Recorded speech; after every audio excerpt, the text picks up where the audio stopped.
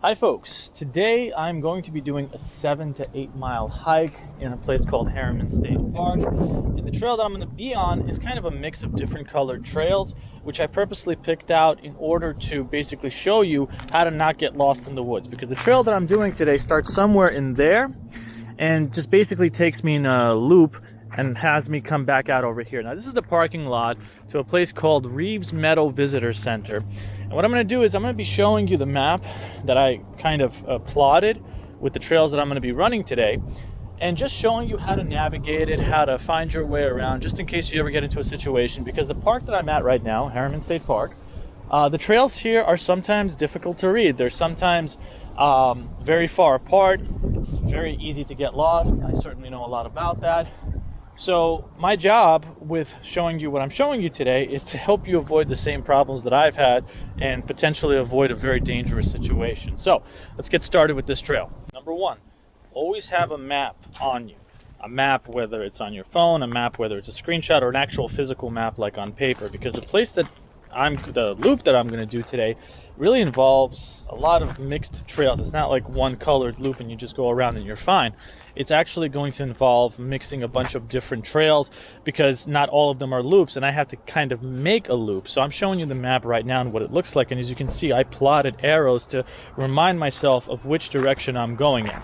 And so I'm starting off in this parking lot, and normally I would be going in that direction behind me to start off the trail because that's normally where most people go. But for this particular case, I actually have to start over here on the red square trail. That's another important thing to understand, and that's going to take me over there.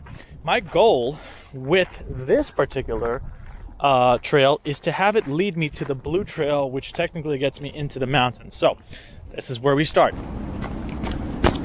As I'm walking on this trail, you're going to see trail signs that'll show you where you're going. I'm going to be showing you how to read trail markers as I progress through this particular trail. The deeper you go into a trail, the less people you're going to find, and this is where things are going to get very interesting. So there's the next trail marker, and I always look at trail markers as like a checkpoint, if you will. So this one is actually very easy to see. That takes me further. Seeing these signs is also always a good sign. It just basically tells me information about the trail I'm on. Normally, you're going to see trail signs maybe every 20, 30 feet on easy trails. So I like to think about it this way. There are three types of trails that you can be on: easy, medium, and hard. Easy trails are basically ones where these kinds of trail markers that you see with the red signs and all that, they're very frequent, very easy to see. It's very hard to miss. Maybe they're every 5, 10 feet, or maybe the path that you're on is so obviously a trail that you don't even need trail markers. You just walk on the path. Maybe it's like an old road or something, and it's very difficult to get lost.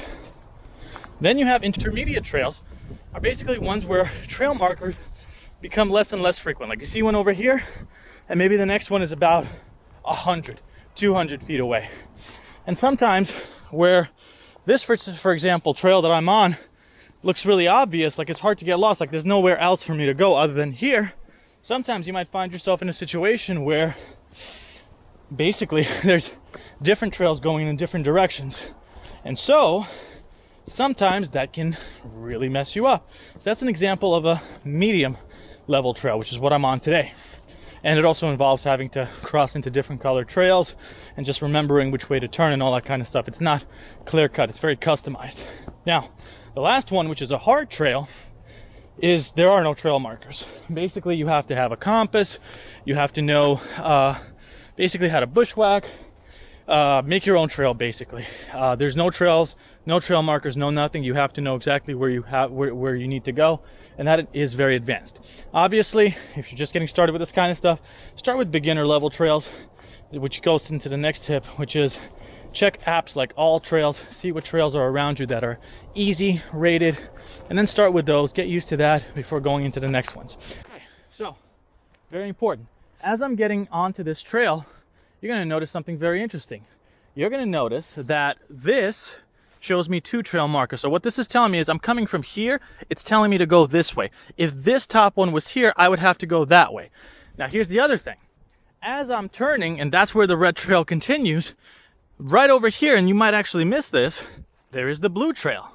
And this is actually the trail that I'm supposed to be on. So I'm actually supposed to go this way. So now I am all going to be off the red trail, going onto the blue trail to continue my journey. I came from over there, and there's the first trail marker indicating that I am indeed on the blue trail. Now, as you look around, you're going to notice that the trail markers are becoming less and less frequent, and this is something that's very common in parks like this. Usually you'll have trail markers appear more frequently the closer they are to the road. Popular spots, it's more just beginner friendly. But as you get deeper and deeper into the woods, they're going to become less and less frequent. They're still going to be there, but they're just not going to be as frequent. And the thing about this is, whenever I switch trail colors, in this case from red to blue, where I'm on right now, one thing I always do, doesn't matter if it's OCD, how many times I do it, but I always refer back to the map. Always refer back to the map. Very, very important. Because if you have any doubts, you don't know where you're going, it's always good to stop, look at the map, and then go. Now, according to the map, I should be on the blue trail for the next 1, maybe 2 miles before it switches to the orange trail, so I can get some scenic views. Next tip for not getting lost in the woods: make sure that you know how to backtrack. So let's say, for example, I'm walking here and I'm not sure about what's ahead of me. Maybe it's getting dark. Maybe I don't feel too good. Sometimes it's better to just turn around and backtrack and head down the same path you came up from, because that's more familiar. You at least know where it leads, and that's a safer way to go. In my case, I've been doing this quite a while, so I'm fairly confident moving forward on this trail. Next tip: make sure you have a compass on you, one that you know how to use. I tend to use one that's on my phone. It works even if the connection there's no signal, basically no Wi-Fi, nothing. So that helps me understand where I'm going. So in this particular case, I'm heading eastward. And I know that because I took enough of a look at the map, at the compass, and I just know exactly where I need to go. So even if these trail markers aren't showing up as frequently as I would want them to, I still know that the blue trail is going east according to the map and according to my compass. So I know I'm heading in the right direction. Plus, the fact that this road is so clearly a trail versus everything else over here is also another indication that I'm heading in the right direction. Here's a perfect example of those turns on trails. So here, it actually looks like it does split, and this actually looks more like the real trail than this one. But according to this, I have to head this way. Again, you're looking at where you're coming from, in this case from the bottom. So I'm coming from here, and I got to turn up there. So the trail continues this way. And one way to know if you are on the right trail is if you see the same markers again. Meaning, if I see more blue markers moving forward, I know I am continuing in the right direction. So, one quick thing that I want to mention is that I'm on the right trail, but I just got the compass directions wrong because I wasn't looking at it when I was saying it. But I'm heading southward right now on the blue trail. So just so you know, that's how it works. Now, in this particular case, when I examine where I'm at on the map, there is no other blue trail other than the one that I'm on, so that's how I know I'm heading in the right direction. Another interesting tip that I want to mention is that sometimes you'll be on a trail. This is the blue one that I'm on, and let's say, for example, I'm not seeing any trail markers. Sometimes what you're going to want to do is stop, retrace your steps to the previous trail marker, which is right over here, and then use that as a checkpoint to see where the next one is, so you don't end up potentially getting yourself further lost. You know, this is your backup plan, basically, that trail marker right there. And sometimes the trail markers can actually be hidden behind trees like these. And what I mean by that is, I don't see any trail marker unless I shift to the right. And as I do, another tree opens up where you can actually see the next trail marker. So sometimes people make these very simple mistakes that end up getting them into trouble. On a trail like this, it's probably not going to get you into too much trouble, but you never know when a tip like this might come in handy. So keep these things in mind. So as I'm continuing this trail, the good news is that I've never actually been on this one. This is why I wanted to try it today. But the other trails that I've tried in this specific park have been a bit more complicated than this one. So far this one's good. All I'm doing is just continuing on what looks like the regular path, looking for the trail markers, keeping my head up, and looking for the next one that pops up, which is right over here. Now, as I'm doing this, you're going to come across places like this sometimes where it's like, oh my goodness, everything looks the same. So that looks like a trail. That looks like a trail. Again, find the markers. That marker is indicating where I need to go. So use that. Now I'm shifting a bit more east. That's more south. This is more east. And this is continuing in this direction. This doesn't even look like a trail anymore. But now, this still does look like a trail. Next tip. I've had a tendency to get lost and miss out on certain trails because if I'm running, for example, I tend to look at what's underneath me because I obviously don't want to trip or anything. And sometimes, as I run, I might miss a trail marker on a tree somewhere because I'm constantly looking down. And as a result, I end up going in a completely different direction. Now, sometimes on a path like this, it's difficult to get lost. But sometimes you might be in a situation like I was with those rocks over there, and you might end up going the wrong way. So obviously, it has to be a balance where you look down to make sure you're not tripping over anything and looking forward to see where the next trail marker is at. Now, if you do find yourself in a situation where you feel like you got lost, stop, backtrack to the previous trail marker, and use that as your checkpoint before moving further, or potentially going back if you're too worried about continuing. One thing that I really like doing, just for my own personal thing that I think you may also find helpful, is I'll refer back to the map pretty frequently, especially as I get to certain intersections where I have to switch from one colored trail to another, just to see where on the map that I am, so I can start to predict how long it'll take me to get to where I need to go. And that really helps as well, because if you don't know how long you're going to be on a trail, that can really psychologically mess you up. So to avoid that, you can refer back to the map that you have at all times, but frequently enough so you know where on the trail, which particular point you're on. That way, you're always keeping track of where you are and how long it'll take you to get to where you need to go. Okay.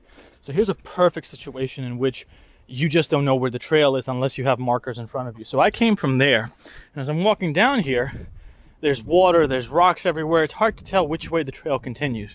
But these markers tell me that I have to go in that direction. So I have to cross this little creek or whatever this is and basically continue over here.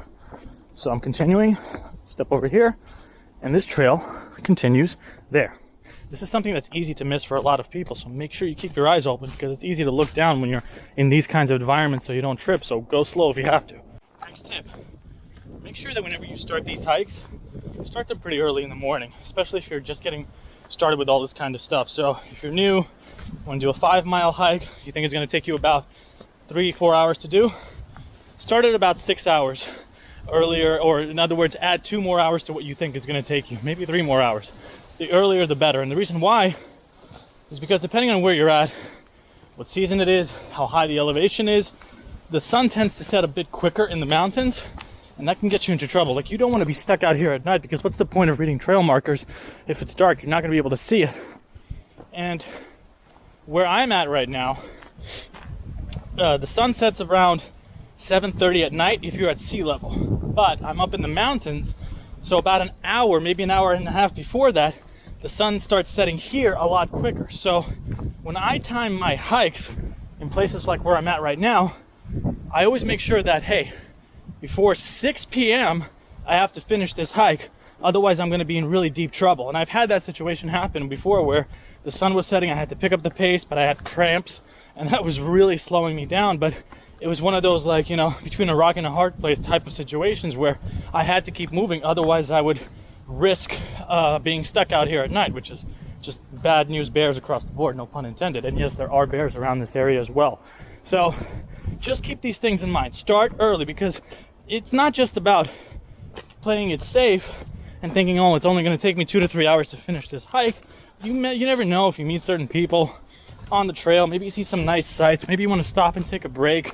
This adds extra time to your hike, and it's better to have that extra daylight time on your side so you don't have a situation where it's like, oh my goodness, the sun is setting, I have to run this and do that and do that. Because the more of a situation you put yourself like that in, the more you're going to rush, the less you're going to notice trail signs, and the more odds there are going to be that you're going to get lost. So just start early to avoid all those kinds of problems. So here's a perfect example of what I was talking about in terms of the deeper I go into the woods, the less frequently I'll see these trail marker signs. So in this particular case, I've been on this obvious path for like maybe 100, 150 feet with no trail marker signs whatsoever. Sometimes it could be the right path. So what I tend to do is I tend to keep going forward, knowing how to backtrack just in case I see no other trail signs ahead of me, so I don't continue to potentially put myself further in a lost situation. And yes, about 150 feet out, I see that this trail marker continues. What I'm trying to say is sometimes you may have a situation where you think you're on what looks like a trail, but it's not a trail. So make sure that your main focus, especially if you're using trail markers, is the actual trail markers. Because sometimes you'll cross roads in this park and things that look like trails, whereas the trail markers point you in a completely different direction. So make sure you know the difference about these things.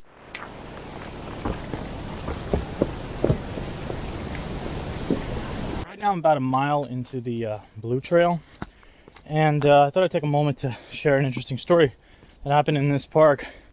When I was first learning all this stuff that I'm sharing with you, I had to kind of learn it the hard way. Just kind of use logic and all this kind of stuff. And some of you might be thinking that this is all common sense, and it really is. But the thing is, if you're not experienced in how to read trail markers, and the fact that, for example, there's a lot of colored trails in this very park that are also blue, and how to navigate which way to turn if you run into two blue trails, you might get yourself into a lot of trouble. And that's actually what happened with two people that I ran into when I was doing one of the trails in this park. They started on a red trail, and they just assumed this trail was just going in its own loop. It wasn't. It actually just continues to kind of zigzag and just go to a completely different part of the park, and it also intersects with at least another 2 other red trails. So it's a good thing that I met them as early as I did when they started this trail, because I asked them, like, which way are you going? And they told me, and I said, that's not a loop trail. In order to get back to where you started, which is what they were trying to do, you have to turn here on this trail, which was the yellow trail, then you have to turn here on the aqua colored trail. And that's very important, because just imagine for a second if they didn't know this, they would get into some serious trouble without realizing these kinds of things. And it's ridiculously easy to get lost in the woods if you're not careful. I've had it happen numerous times.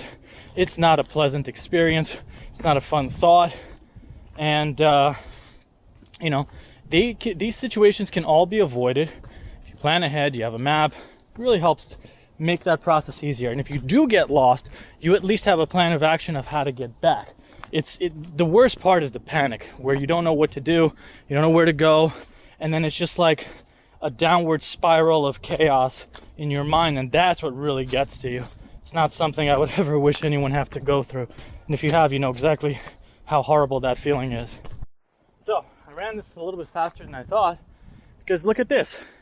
Here's the orange trail. So I actually, this is a very good lesson. So I'm coming from this side right here. Now the blue trail, it turns left and continues that way, but it also mixes together with the orange trail, and that's how you read these signs. So if you turn in this direction, you're also going to be on the orange trail continues that way, which is, you can see the marker from here. But the point is, if you're coming from over there on the blue trail and you have to continue it, you would have to turn to the right. So you're coming from over here and you have to turn this way. But in my particular case, these two, the direction here turns here, but the orange trail, which is what I need, goes in this direction. So I'm going to head in that spot. And what's going to happen is it's actually going to go in a loop, and we'll see where it goes from there. So at least I know where on the map I am right now, which is a very comforting thought if you're someone that's nervous about getting lost in the woods.